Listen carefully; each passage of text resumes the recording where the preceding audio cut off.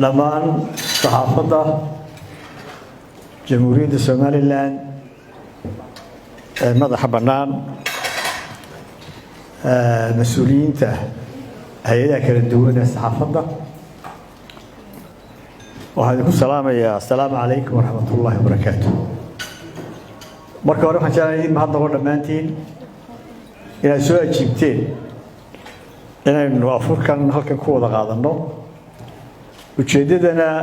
waa la idin qadimay oo waxay ahayd in warbaahinta Soomaaliland looga mahad noqo hawshii qiimaha lahayd iyo kaalintii ahayd adduunka iyo dalka inay gaarsiisaan dhibaatadii weyneyd ee halkan ka dhacday suuqa wahay sida isaga sheegtay warkiinu meel fog u gaaray waxa uu gaaray dunida daalaheeda waxa uu gaaray Yurub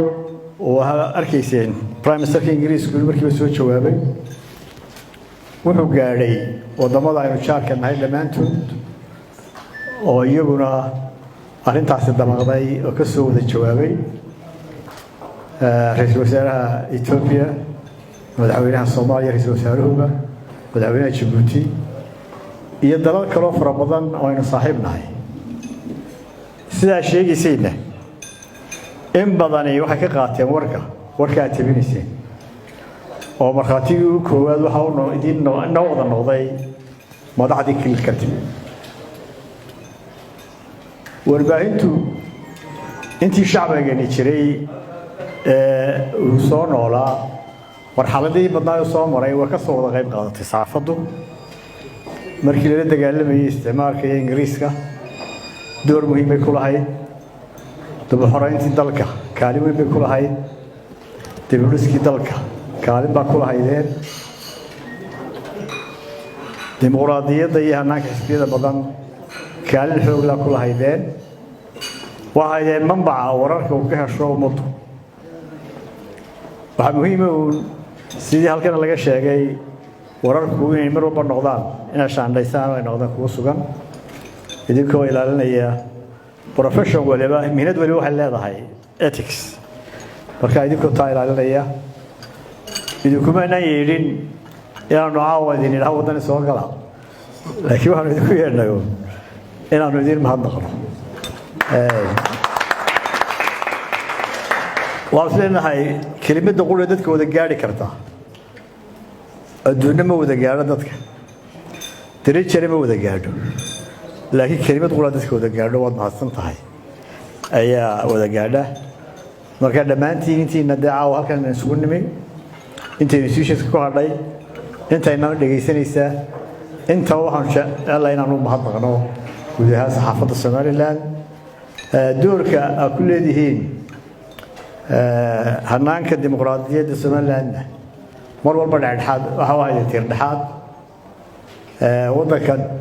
wax badan baa soo maray ama doorashooyin ha noqdaan ama horumar kale ha noqdo ama dhacdooyin ha noqdo ama musiibo ha noqdo ilaahay laga ilaaliyo intaba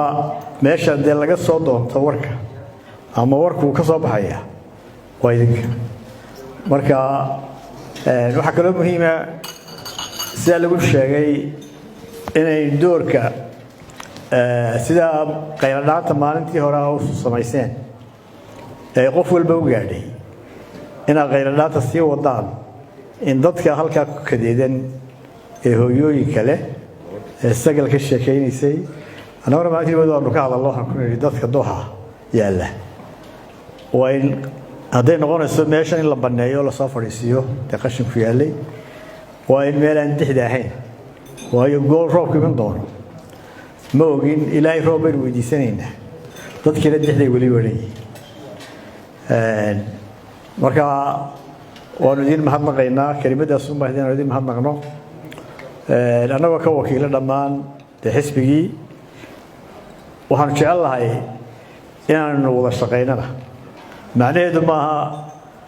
anaga naga mid noqdo laakiin waa idin shaqeynaynaa waa mihnad loo baahan yahay